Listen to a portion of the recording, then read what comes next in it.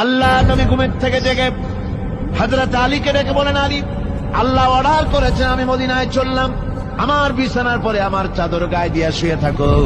হযরত আলী বলেন, আল্লাহর হাবিব, আপনার চাদর গায়ে দিয়ে ঘুমিয়ে থাকবো।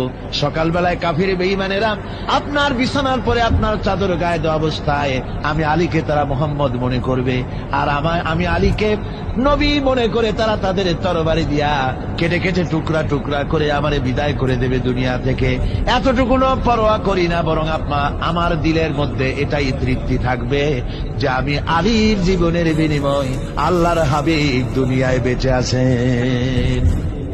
নবীজি ঘরের থেকে বেরোলেন, চতুর্দিকে কাফেররা দাঁড়ানো। আল্লাহ নবী হাতে এক মুষ্টি বালু হাতে নিয়ে শাহ হাতের বজু পরে 3 বার দম করে বালুগুলো ছেড়ে দিলেন। বালিগুলি ঘরের চতুর্দিকে কাফেরদের চোখে চলে গেল। পরবর্তী সময় রব্বুল আলামিন ডেকে বলেন, নবীরে, বালি যখন নিক্ষেপ আপনি করেছিলেন ধুলাগুলি, আপনি তো শুধু নিক্ষেপ করেছিলেন, কিন্তু চতুর্দিকে কাফেরদের চোখে গেল কেমনে? একদিকে মেরেছিলেন, সেই দিকেই তো যাওয়ার কথা ছিল, চতুর্দিকের কাফেরের চোখে চোখে সেগুলো পৌঁছে গেল কেমনে? ওয়ামা রামাইতা ইদ রামাইতা ওয়ালাকিন্নাল্লাহ রামা।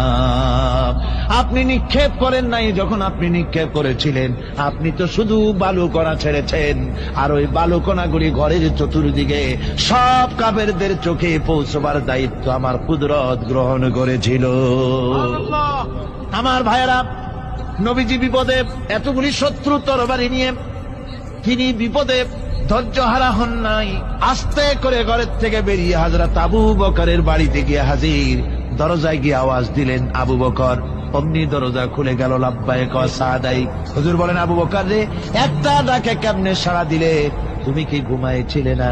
হযরত আবু বকর বলেন, হুজুর, আপনি বলেছেন আমাকে নিয়ে হিজরত করবেন, আমি মনে মনে চিন্তা করেছি, না জানি কত রাত্রে নবীজি আসেন, উঠতে যদি আমার দেরি হয়ে যায়, নবীজি যদি দরজার কাছে দাঁড়ায় দাঁড়ায় আমারে ডাকাডাকি করে, আর আমি যদি ঘুমায় থাকি, তাহলে আল্লাহ নবীর সঙ্গে বেয়াদবি হয়ে যাবে। এই মনে করে বিছানায় না ঘুমাইয়া আপনার গলার আওয়াজ শোনার জন্য এই দরজার সঙ্গে পিঠ লাগাইয়া লাগাইয়া দাঁড়াইয়া ঘুমাচ্ছিলাম। আল্লাহ নবী হযরত আবু বকরকে সঙ্গে করে নিয়ে চললেন মদিনার দিকে। উল্টা পথে রওনা করলেন। বারবার কাবা শরীফের দিকে তাকাতে লাগলেন। বুখারী শরীফে এসেছে, নবীজি বারবার কাবার দিকে তাকিয়ে বলতেছেন, রে কাবা, বড় আশা ছিল তোর কাছে থাকবো, তোর খেদমত করব, কিন্তু তোর নিষ্ঠুর সন্তানেরা তোর কাছে আমারে থাকতে দিল না রে। আল্লাহ নবী মিসফালা দিয়ে জাবালে কেদোয়ার উপর দিয়ে চলে গেলেন জাবালে সুরে।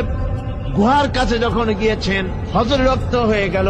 হযরত আবু বকর রাদিয়াল্লাহু তাআলা আনহু বলছেন, হুজুর, আর উপায় নাই, দিন হয়ে গেল, এখন বুঝি ধরা পড়ে যাব, ওই গুহার মধ্যে গিয়ে আশ্রয় নেই। তবে আপনি দাঁড়ান, গুহার ভিতরেই পাহাড়িয়া গুহা, বিচ্ছু থাকতে পারে, সাপ থাকতে পারে, আমি আগে ঢুকি, যদি কোনো হিংস্র প্রাণী থাকে আমার উপর দিয়ে আঘাত হয়ে